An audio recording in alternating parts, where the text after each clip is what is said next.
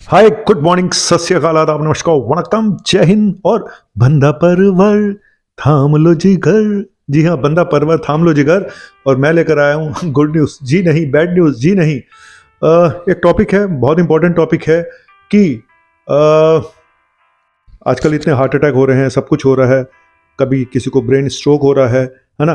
तो मैं आज आपको एक चीज़ बताना चाहता हूँ। चलो, आजकल तो सडन हो रहा है, लेकिन वैसे जो हार्ट प्रॉब्लम्स होती हैं, जो ब्लॉकेज होती हैं, होती तो धीरे धीरे है ना। लेकिन वो बात अलग है कि बम किसी भी दिन फट सकता है। तो आपके शरीर को खुद कैसे पता चलता है कि भाई हम उस दिशा में जा रहे हैं जहां पे कभी भी कुछ भी हो सकता है।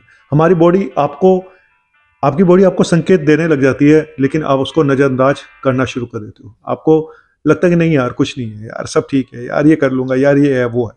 तो आज इसी पे चर्चा करूंगा कि कैसे धीरे धीरे आपकी बॉडी आपको उधर लेके जा रही है और आपको बीच बीच में संकेत भी दे रही है, लेकिन आप हो, दिल है कि मानता नहीं, कि आपको समझ में नहीं आ रही है कि भाई ये उसी दिशा में जा रहा है सब प्रोग्राम।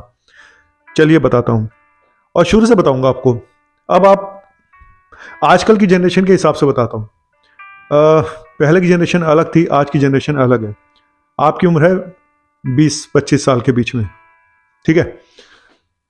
अब कुछ यंगस्टर इस एज में आके स्मोकिंग स्मोकिंग दारू, ड्रग्स, आजकल ड्रग्स भी ऐड हो गई हैं, ये सब शुरू कर देते हैं।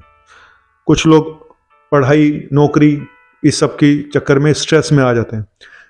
धीरे धीरे उम्र बढ़ती जाती है और शादी हो जाती है।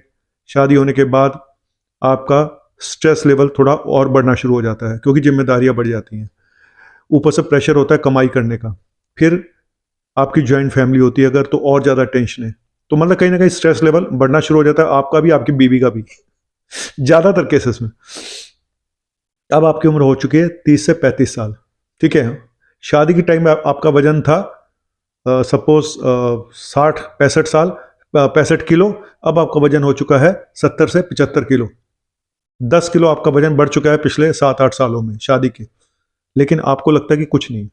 फिर अचानक, और अब आप की उम्र 35 साल के आसपास पहुंच चुकी है, 35 से 40 के बीच में। आपका वजन अब 75-80 के बीच में आ चुका है। और एक दिन आपको हल्की सी घबराहट, बेचैनी होती है, आप जाते हो ईसीजी कराते हो, ईसीजी बिल्कुल ठीक है। आपकी पल्स बढ़ी हुई थी, तो दवाई, डॉक्टर ने कहा बीपी भी थोड़ा किनारे पे है, आप एक दवाई थोड़े दिन ले लो, ठीक है। आपने 2-4 दिन दवाई ली, ठीक होगी, ठीक है जी। फिर डॉक्टर ने कहा एक बार सारे टेस्ट करा लो। आपने टेस्ट कराए तो देखा जी उसमें शुगर किनारे पे आई है, और विटामिन बी 12 भी बहुत कम है, विटामिन डी भी बहुत कम है, और थायराइड बॉर्डर लाइन है, यूरिक एसिड बॉर्डर लाइन है, कोलेस्ट्रॉल बॉर्डर लाइन है, सब बॉर्डर लाइन है। तो डॉक्टर ने कहा थोड़ा परहेज करो, थोड़ा वॉक करो और सब ठीक हो जाएगा। आपने थोड़े दिन किया, 2-4-6 महीने, और टेस्ट दोबारा कराया, सब ठीक हो गया, और आप फिर मस्त हो गए। अब फिर उसके बाद क्या हुआ? उसके बाद एक दिन अचानक अब आपको क्या होना शुरू हो गया? अब कमर दर्द रहना शुरू हो गया, अब गर्दन में दर्द शुरू हो गया है। अब कभी कभी अचानक घबराहट हो जाती है, नींद रात को ठीक से नहीं आ रही है, बेचैनी होती है, ठीक है। और पेट में गैस बहुत बनती है, जब भी कुछ खाओ तो गैस बननी शुरू हो जाती है। कॉन्स्टिपेशन रहता है, कभी सिर दर्द भी हो जाता है, स्ट्रेस बहुत ज़्यादा रहने लग गया है। फिर एक दिन अचानक बीपी, डॉक्टर के पास गए तो सांस फूल रही थी सीढ़ियां चढ़ने में। तो डॉक्टर के पास गए, डॉक्टर ने कहा बीपी तुम्हारा बहुत ज़्यादा बढ़ा हुआ है। अब बीपी चेक कराया तो 150/100 था। तो डॉक्टर ने कहा अब तो दवाई खानी ही पड़ेगी, एक बार टेस्ट सारे दोबारा से कराओ। आपने फिर दोबारा से टेस्ट कराए, आपका HbA1c पहले से थोड़ा और बढ़ गया। अब आप प्री डायबिटीज कन्फर्म हो चुका है। अब आपका यूरिक एसिड फिर बढ़ गया, आपका कोलेस्ट्रॉल पहले से भी थोड़ा बढ़ा हुआ है, सारी फिगर फिर ज़्यादा बढ़ी हुई हैं, ठीक है। तो डॉक्टर ने कहा भाई अब इसकी दवाई भी खानी पड़ेगी, इसकी भी खानी पड़ेगी, इसकी भी खानी पड़ेगी, ठीक है। तो धीरे धीरे अब दवाइयाँ शुरू हो गई, 3 दवाइयाँ। चलिए आगे चलते हैं। अब आपकी उम्र हो गई 45 साल के आसपास, 50 साल के आसपास, बच्चे हो गए बड़े, ठीक है।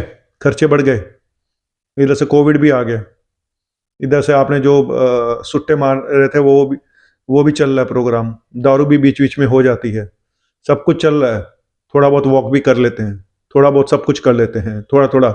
मंगल शनिवार को मैं नहीं खाता हूँ नॉन वेज, ड्रिंक भी नहीं करता हूँ, हफ्ते में 2 दिन ड्रिंक करता हूँ बस, ज़्यादा नहीं करता हूँ। पहले तो मैं रोज कर लेता था, अब तो सिर्फ हफ्ते में 2 या 3 दिन करते हैं। वॉक कर लेते हैं जी, आसपास थोड़ा सा कर लेते हैं, खाना खा के टहल लेते हैं, 2 चक्कर लगा लेते हैं गली के। वजन वजन हो गया 85 किलो।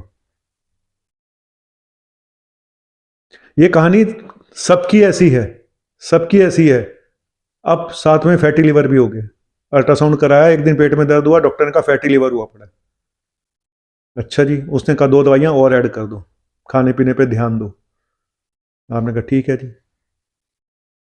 अब फैटी लिवर हो गया जी, कोलेस्ट्रॉल बढ़ गया है जी, शुगर होज पड़ी है, किनारे पे आ गई है जी। अब आज पता चलता है जी शुगर पिछले 6 महीनों से तो कंट्रोल थी, अब फिर बढ़नी शुरू हो गई है।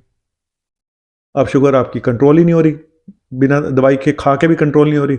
डॉक्टर के पास गए, डॉक्टर ने कहा दवाई और बढ़ानी पड़ेगी, 1-2 दवाइयां और ऐड कर दी। विटामिन डी, B12 सब कम आ रहा है।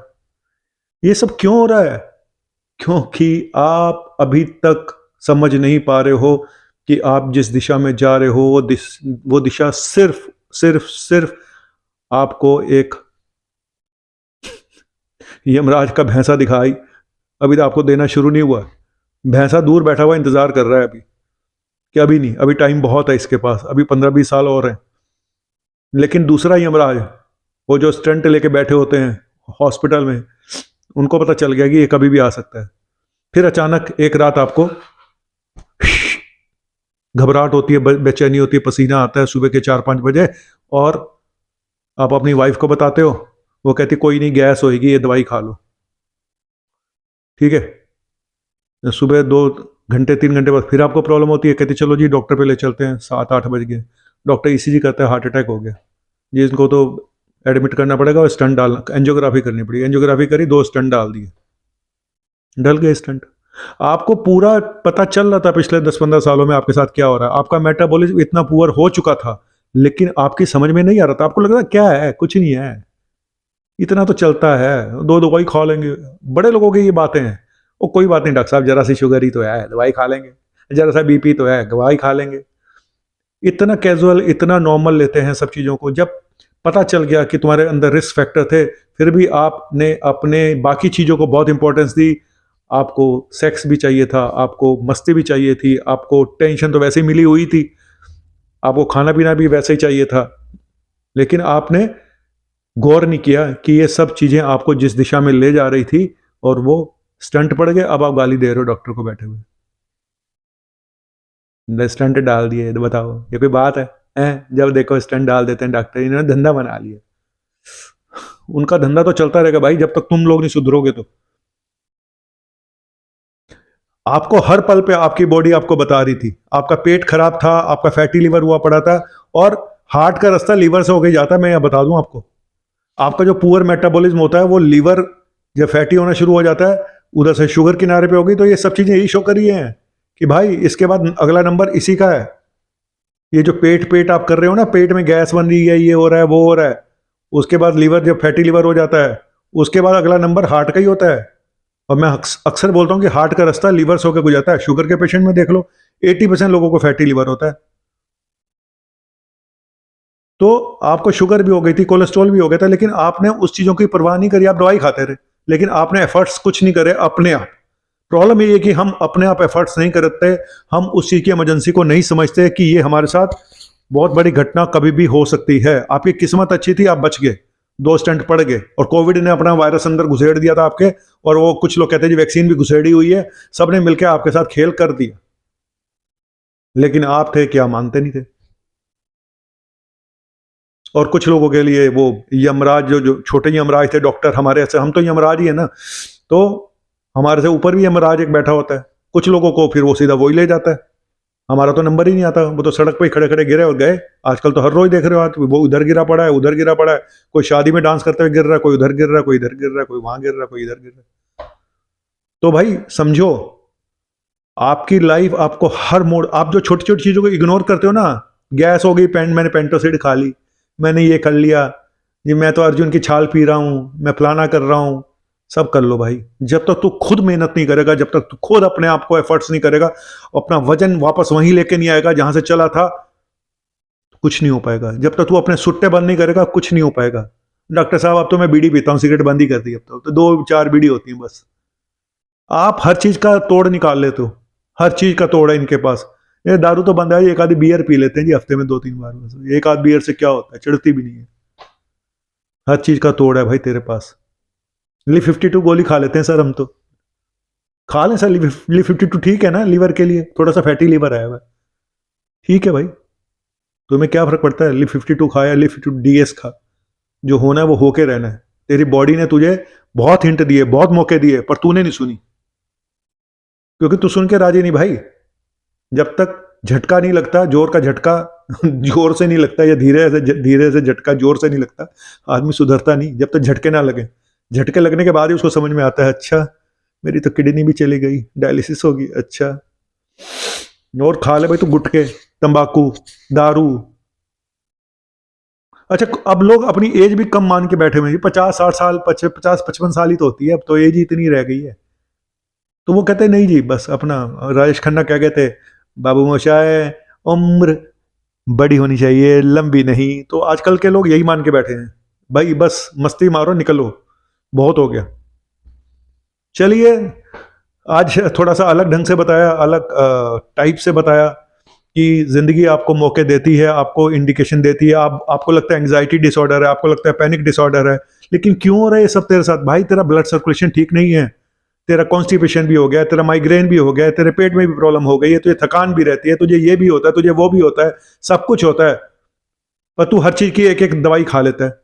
ये हो गया था उसकी दवाई खा ली, ये हो गया था उसकी दवाई खा ली, ये हो गया था उसकी दवाई खा ली, लेकिन ना तेरा वजन कम हुआ, ना तेरे कर्म ठीक हुए, तो फिर अंत तो यही होना था। कहते हैं जैसा कर्म करेगा वैसा फल देगा भगवान। ये है गीता का ज्ञान, ये है गीता का ज्ञान। लोग साइंस में कम, सीडो साइंस में ज्यादा विश्वास करने लगे हैं। फिर आप चक्कर काटते हो बाबाओं के, उस बाबा के, उस बाबा के, इस बाबा के, भगवान मुझे ठीक कर दे। भगवान कहता है तूने अपने कर्म ठीक नहीं करे, मैं क्या करूं? तो देर आए दुरुस्त है, जब अकल आ जाए तो सुधर जाओ, नहीं तो ठीक है। दवाइयों के डब्बे भरे जाते हैं, इधर इतने बड़े बड़े डब्बे हो जाते हैं, ये दवाई वो दवाई फलाना दवाई, सुबह से लेकर शाम तक इंसान दवाइयों का हिसाब किताब ही करता रह जाता है, या पैसों का हिसाब किताब कर रहा होता है, या फिर दवाइयों का हिसाब किताब कर रहा होता है। और दवाइयां भी सस्ती चाहिए फ्री में मिल जाए तो और अच्छी। मोदी जी ने तो दवाइयां सस्ती करा दी, स्टंट सस्ते करा दिए, बड़े खुश हैं। अबे खानी तो दवाइयां ही है तूने, सस्ती हो या महंगी हो। सोच कि बिना दवाइयों के तू कैसे ठीक रहेगा। जिंदगी को हेल्दी बनाना है तो भाई कुछ अपने ऊपर टाइम दे, 1 घंटा रोज दे, नहीं तो यही होगा जो होता है। चलिए चलता हूं, बहुत लंबा वीडियो हो गया है। और क्या, जीवन चलने का नाम, चलते रहो सुबह हो शाम। जीवन चलने का नाम, चलते रहो सुबह हो शाम। कि रास्ता कट जाएगा मित्रा, कि बादल छट जाएगा मित्रा, कि दुख से घबराना मित्रा, दुख भी चला जाएगा, सब चला जाएगा। बस विल पावर की बात है, सब कुछ हमारे माइंड में होता है। ये माइंड यही सब कुछ कराता है। सोचने समझने की शक्ति अगर साथ में चलती रहे और थोड़ा सा गाइडेंस हो, और किसी की सुन लो, लोग सुनते नहीं है किसी की, उनको लगता है हम तो भगवान है, हम तो गॉड है, पैसा बहुत कमा लिया, हमसे ज़्यादा इंटेलिजेंट तो कोई है ही नहीं। और जब झटका लगता है ना, तब अच्छे अच्छे लोगों को नानी याद आ जाती है। तो सोचो, और तुम भगवान नहीं हो, इंसान हो। ना हम भगवान है, ना तुम भगवान हो, इंसान हो, इंसान की तरह रहो, औकात में रहो। शुक्रिया, जय हिंद।